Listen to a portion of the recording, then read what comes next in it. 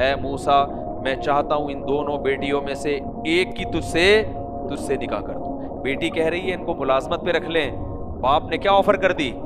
بھائی میں تجھے ملازمت پہ رکھوں گا, وہ ملازمت تیرا مہر ہوگا. ارید ان انکحک احدی ابنتی ہاتین, میں چاہتا ہوں ان دونوں میں سے ایک کا تم سے نکاح کر دوں.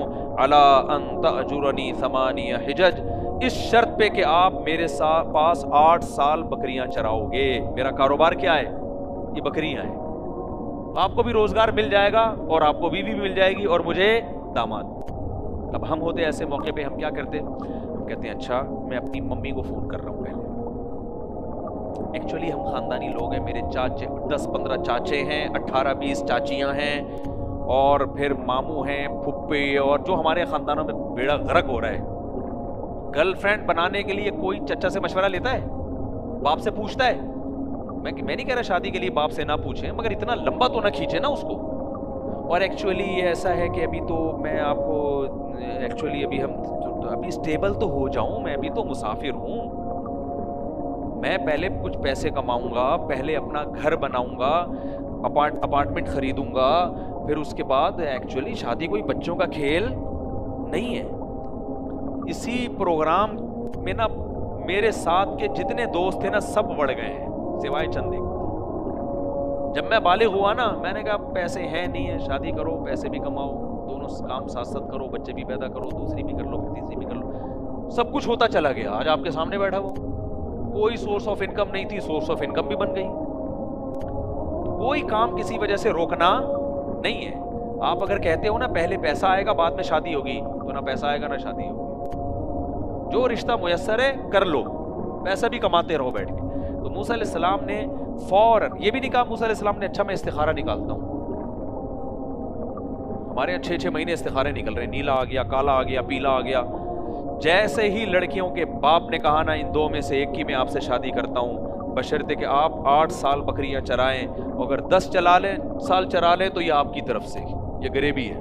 فوراً موسیٰ علیہ السلام نے فرمایا ذالک بینی و بینک, یہ میرا اور آپ کا ایگریمنٹ ہے, مجھے قبول ہے. اس طرح سے بھائی جو کرتے ہیں ان کی ہو جاتی ہے, جو اس طرح نہیں کرتے ان کی نہیں ہوتی. نہ ان کی بیٹیوں کی ہوتی ہے نہ بیٹوں کی ہوتی. بیٹیوں کا بھی بیڑا غرق کیا ہوا ہے.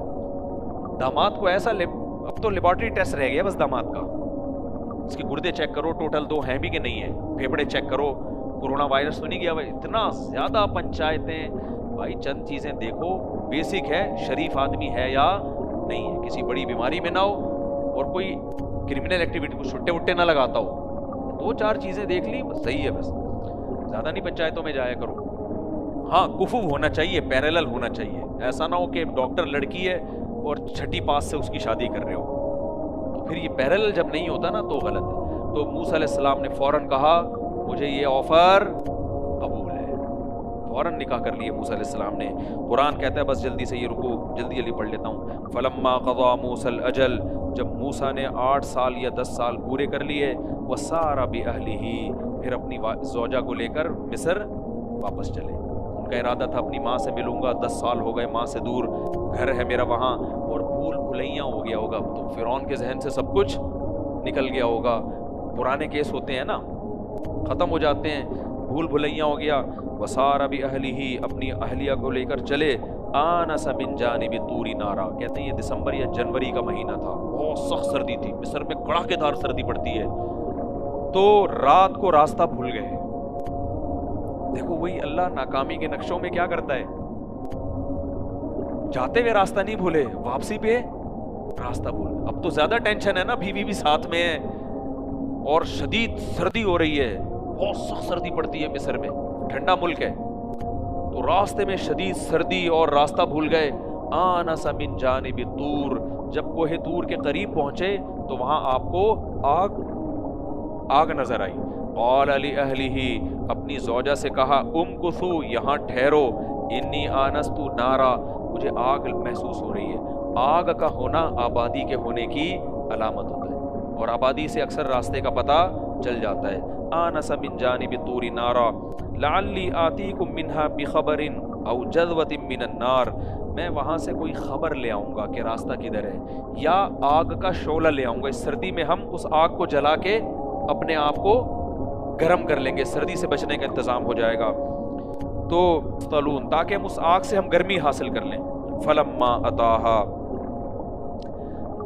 اللہ کہتے ہیں جب موسیٰ اس آگ کے قریب آئے, نودی من شاطئ الوادی الایمن فی البقعۃ المبارکۃ من الشجرہ, زیتون کا درخت تھا, مبارک وادی تھی, اس کے دائیں جانب سے آواز آئی, ان یا موسیٰ, اے موسیٰ, انی انا اللہ رب العالمین, میں اللہ ہوں تمام جہانوں کا پالنے والا. سورہ طٰہٰ میں یہ بہت دلچسپ اللہ نے, یہاں تو بہت مختصر ہے, میں مختصر ہی کرتا ہوں, وقت بہت زیادہ ہو گیا. وَأَنْ أَلْقِ عَصَاكَ, دوسرے مقام پر تو اور لمبی بات ہے, اے موسیٰ میں اللہ ہوں. وَإِنَّ السَّاعَةَ آتِيَةٌ أَكَادُ أُخْفِيهَا, قیامت آ کے رہے گی, میں قیامت کو لوگوں سے چھپا دوں گا. وَأَقِمِ الصَّلَاةَ لِذِكْرِي, تو نماز قائم کر میری یاد قائم کرنے کے لیے. پوری ڈیٹیل ہے, یہاں مختصر ہے. وَأَنْ أَلْقِ عَصَاكَ, اللہ کہتے ہیں موسیٰ, آواز آئی کہ میں اللہ رب العالمین ہوں, اے موسیٰ اس لاٹھی کو زمین پہ ڈال دے. فَلَمَّا رَآهَا تَهْتَزُّ, زمین پہ ڈالا وہ ایسے حرکت کرنے لگی, اژدہا بن کے دوڑنے لگی. كَأَنَّهَا جَانٌّ وَلَّا مُدْبِرًا, موسیٰ علیہ السلام پشت پھیر کے بھاگے.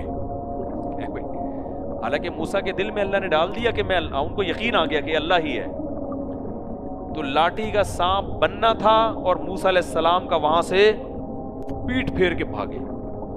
میں بار بار کہتا ہوں کہ انبیاء کی لائف بھی نیچرل ہوتی ہے, بزرگوں کی لائف بھی نیچرل. ڈرنے والی چیزوں سے ڈرتے ہیں, اور ایسا نہیں ہوتا کہ ڈرنے والی چیزوں سے ڈرنے لگے. ہمارے حضرت جی سانپ سے بھی نہیں ڈرتے, اس کا مطلب سپیرے ہیں. پھر یہ حضرت جی نہیں ہے, یہ کیا ہیں, سپیرے ہیں. مسجدوں میں دھماکہ ہوتا ہے نا, کھڑا ہوا امام, کہتے ہیں ہمارے امام ڈرے ہی نہیں. بھائی بے وقوف امام ہے, تو دوسرے دھماکے کا انتظار کر رہا ہے کیا؟ ایک ہو گیا, اب نکل لے, بھاگ جائے یہاں سے نماز توڑ کے. زلزلہ آتا ہے نا, ویڈیوز آ رہی ہیں, زلزلہ آ رہا ہے, امام کھڑا ہوا ہے, پیچھے سے پبلک نکل کے بھاگ رہی ہے. یہ بے وقوف امام ہے, یہ خود بھی مرے گا, پبلک کو بھی مروائے گا. ذرا سی زمین ہلے, جس کو جہاں سے موقع ملتا ہے نماز توڑ کے بھاگ. نماز بعد میں ہوتی رہے گی, زندگی دوبارہ نہیں ملتی. تبھی حدیث میں آتا ہے سانپ نماز میں دیکھو تو مارو اس سانپ کو جا کے. تو موسیٰ علیہ السلام, قرآن کہتا ہے وَلَمْ يُعَقِّبْ, ایسا بھاگے ہیں پیچھے مڑ کے بھی نہیں دیکھا. کیا منظر ہوگا یار, لاٹھی سانپ بنی اور موسیٰ علیہ السلام تگڑ دوڑ رہے ہیں, بھاگ رہے ہیں, اور قرآن کہتا ہے وَلَمْ يُعَقِّبْ, پیچھے مڑ کے بھی نہیں دیکھ رہے کہ بھئی یہ تو کاٹ لے گا مجھے. قَالَ يَا مُوسَىٰ أَقْبِلْ, ہم نے کہا اے موسیٰ اقبل, واپس پلٹ. وَلَا تَخَفْ, خوف مت کر. سَنُعِيدُهَا سِيرَتَهَا الْأُولَىٰ, دوسرے مقام پہ تو اس سانپ کو پکڑے گا, ہم اسے دوبارہ لاٹھی بنا دیں گے. اُسْلُكْ يَدَكَ فِي جَيْبِكَ, اپنا ہاتھ گریبان میں ڈالیں. وہ دوسرا معجزہ اللہ نے دکھایا, فرمایا کہ یہ دونوں معجزے لے کر فرعون کے پاس جاؤ. ڈائریکٹ کہاں بھیج رہے ہیں؟ فرعون کے, جس سے بچ کے 10 سال کا پورا جو ایک سیٹ اپ بنایا تھا وہ سارا سیٹ اپ ضائع ہوتا نظر آ رہا ہے. انہم کانوا قوما فاسقین, یہ فاسق لوگ ہیں. موسیٰ علیہ السلام نے فوراً کہا ربی انی قتلت منہم نفسا, اے اللہ میں نے تو ایک انسانی جان کو قتل کیا ہے. فاخاف ان یقتلون, وہ تو مجھے قتل کر دیں گے. اور میرا بھائی ہارون, اس کی زبان میں فصاحت ہے, تو اس کو میرا ساتھی بنا دے. پہلے کہا تھا کہ نبی بنا دے, جب اللہ نے یہ پیشکش ٹھکرائی تو پھر کہا ساتھی بنا دے. یصدقنی, کم از کم ایک آدمی تو فرعون کے محل میں میری تصدیق کرے گا, کیونکہ مجھے یقین ہے کہ سارے مجھے جھٹلائیں گے, تو ایک تو ہوگا جو میرا ساتھ دے گا.